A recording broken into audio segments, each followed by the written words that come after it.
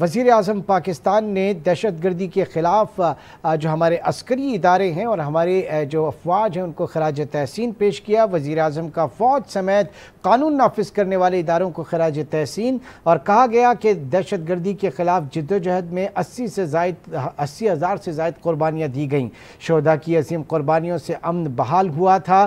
یہ محنت 4 سال میں ضائع کر دی گئی۔ ملک میں دہشت گردی واپس کیوں آئی، کون لایا؟ وزیر اعظم تمام صوبوں نے دہشت گردی کے خاتمے اور فاٹا اصلاحات کے تحت رقم فراہم کی۔ وزیر اعظم نے آج بریف کیا اس حوالے سے، اور ساتھ ہی ساتھ عسکری قیادت بھی وہاں پر موجود تھی، بریفنگ دی گئی۔ سابق صدر آصف علی زرداری بھی سے بات چیت بھی ہوئی، دلچسپ مکالموں کا تبادلہ بھی ہوا۔ صحافیوں نے ان سے پوچھا کہ آپ نے کہا تھا کہ فیض حمید کھڈے لائن لگائے جا چکے ہیں، تو کیا عمران خان کو بھی کھڈے لائن لگا دیا گیا ہے؟ آصف زرداری نے کہا کہ اللہ بڑا بادشاہ ہے، جو کچھ کرتا ہے وہ اللہ ہی کرتا ہے۔ نوید اکبر اس وقت ہمارے ساتھ موجود ہیں۔ جی نوید اکبر، اجلاس ختم ہو گیا، اہم ترین اجلاس ختم ہو گیا۔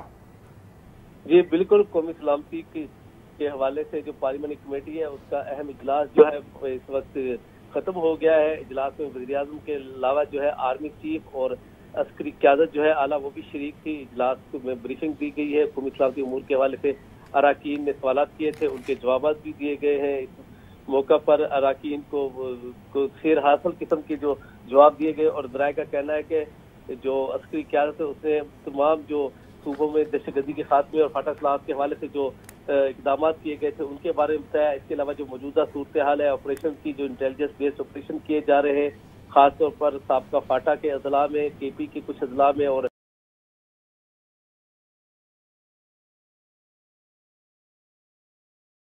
اجلاس میں یہ بھی بتایا گیا ہے کہ جو قومی سلامتی کی جو کمیٹی تھی اس کے جو فیصلے ہوئے تھے اس کے نتیجے میں جو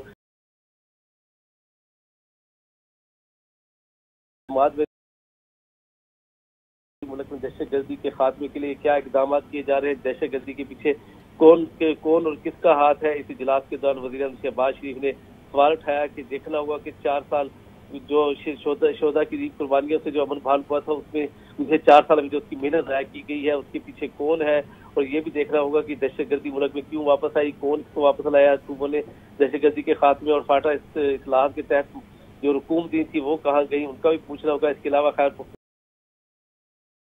وہ کہاں استعمال ہوئے اس کا بھی جواب لینا ہوگا، جبکہ آرمی چیف نے بھی مختلف سوالوں کے جواب دیے۔ اراکین قومی اسمبلی کے ان کی طرف سے بعض جو سابقہ فاٹا کے اراکین ہیں جو وہاں سے جو تعلق رکھتے ان کے حلقوں سے، انہوں نے بعض آپریشن کے حوالے سے اپنی تحفظات کا بھی اظہار کیا، جن کو بھرپور قسم کا اور خیر حاصل قسم کا جواب دیا گیا۔ اور ذرائع کا کہنا ہے کہ دہشت گردی کے حوالے سے تمام اراکین کا ایک موقف جو ہے متفقہ یہ تھا کہ اس کا خاتمہ ہونا چاہیے، اور اس کے لیے اہلی ہاتھ سے نمٹا جائے، اور کسی کو ملک میں امن و امان خراب کرنے کی اجازت نہیں دی جا سکتی، نہ ہی دہشت گردی کو پنپنے کی اجازت دی جا سکتی ہے۔ دہشت گردی کا مکمل خاتمہ کرنا ہوگا، اور دہشت گرد عناصر کو کسی بھی صورت پاکستان میں جو ہے وہ نہیں رہ سکتے، کیونکہ عدم استحکام کسی بھی صورت داخلی جو ہے وہ قبول نہیں ہے۔ اور اس حوالے سے جو افغانستان سے جو دہشت گردی کے معاملات اور وہاں سے جو دہشت گردی ہو رہی تھی اور افغانستان کی سرزمین استعمال کر کے اس کے حوالے سے بات ہوئی،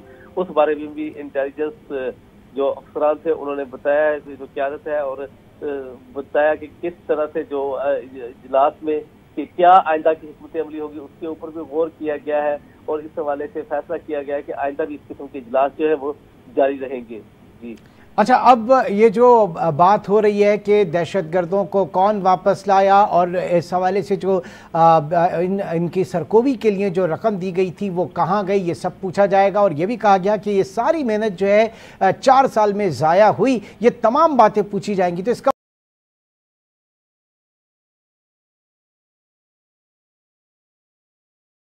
اس سے باس پرس کی جائے گی اس حوالے سے؟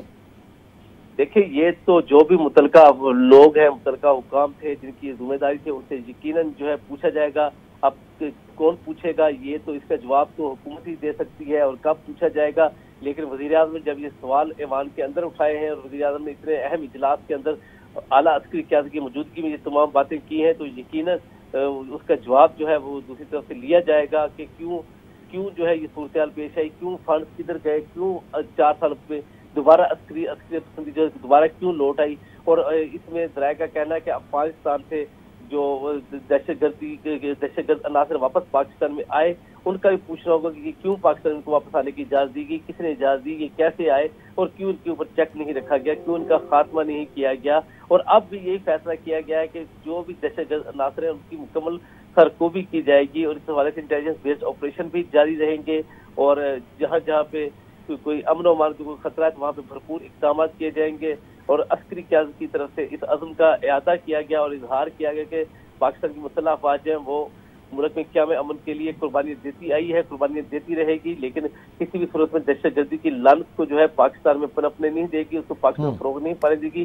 दहशतगर्दी की लानत का भरपूर मुकाबला किया जाएगा, उसका खात्मा किया जाएगा और इसके लिए जो शहादतें हैं, जो कुर्बानियाँ हैं वो मुसल्लह अफ़वाज है वो देती रहेंगी।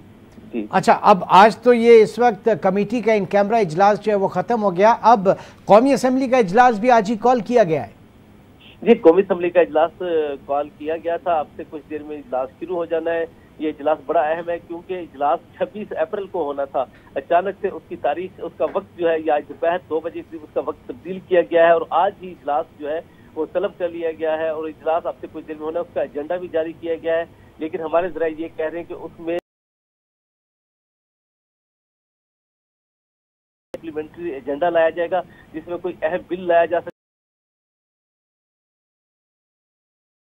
इसकी मज़ीद तफ़सीलात हासिल कर